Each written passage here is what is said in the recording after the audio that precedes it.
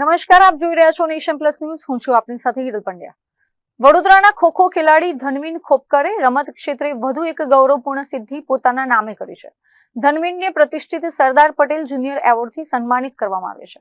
વડોદરાના ધનવીન ખોપકરની વર્ષોની મહેનત અને રમત પ્રત્યેનું સમર્પણ રંગ લાવ્યું છે.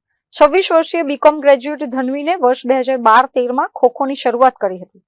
પ્રોફેસર માણેકરાવ વ્યાયામ શાળાથી શરૂ થયેલી તેમની રમતની સફરમાં અત્યાર સુધીમાં આશરે 15 રાષ્ટ્રીય સ્તરની સ્પર્ધાઓમાં ભાગ લઈ ચૂક્યા છે. વર્ષ 2019માં સાઉથ એશિયન ગેમ્સમાં ભારતનું પ્રતિનિધિત્વ કરીને ધનવીને ગોલ્ડ મેડલ હાંસલ કર્યો હતો. આ ઉપરાંત SGFIમાં સિલ્વર અને ખેલો ઇન્ડિયામાં બ્રોન્ઝ મેડલ પણ પોતાના નામે કર્યા છે.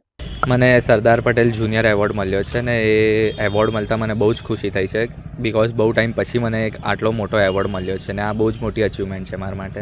શું શેના માટે આ એવોર્ડ આપવામાં આવ્યો? તો મેં ખોખો પ્લેયર છું અને મેં આપણે સ્ટેટને અને કન્ટ્રીને રિપ્રેઝેન્ટ કર્યું છે. મેં ઇન્ટરનેશનલ ખોખો રમ્યો છું ને એમાં મારું ગોલ્ડ મેડલ છે, તો એના લીધે મને આ એવોર્ડ મળ્યો છે. મારી સ્પોર્ટ્સની જર્ની શું હતી એના વિશે તમને જણાવો.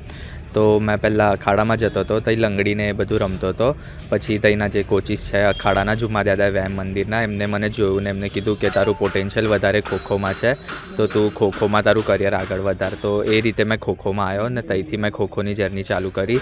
એ પછી મેં અંડર 14, અંડર 16, અંડર 18 રમ્યો, અને પછી મેં સિનિયર નેશનલ રમ્યો અને પછી મેં ઇન્ટરનેશનલમાં સિલેક્ટ થયો.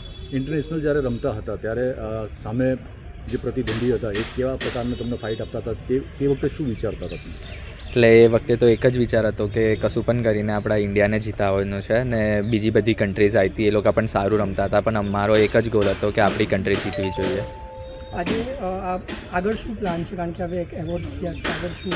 તો આ એવોર્ડ જીતીને મને બહુ જ મોટિવેશન મળ્યું છે. તો હવે મારો વિચાર છે કે મેં પાછું સારું પરફોર્મન્સ કરું ને પાછું સ્ટેટ માટે ને નેશનલ માટે રમું ને ઇન્ટરનેશનલ પર આપણી કન્ટ્રીને રિપ્રેઝેન્ટ કરું. 5 વર્ષ સુધી MS યુનિવર્સિટી માટે રમનાર ધનવીન 3 વર્ષ સુધી ટીમનું નેતૃત્વ પણ કરી ચૂક્યા છે. મધ્યમ વર્ગીય પરિવારમાંથી આવતા ધનવીનની રમતની શરૂઆત લંગડીથી થઈ હતી. કોચની સલાહ બાદ તેમણે ખોખોને પોતાની કારકિર્દી તરીકે પસંદ કરી હતી. રમતને વધુ સારી બનાવવા માટે ધનવીન અગાઉ દરરોજ લગભગ 8 કલાક સુધી પ્રેક્ટિસ કરતા હતા. સતત મહેનત અને અનેક સિદ્ધિઓ બાદ હવે તેમને પ્રતિષ્ઠિત સરદાર પટેલ જુનિયર એવોર્ડથી સન્માનિત કરવામાં આવ્યા છે.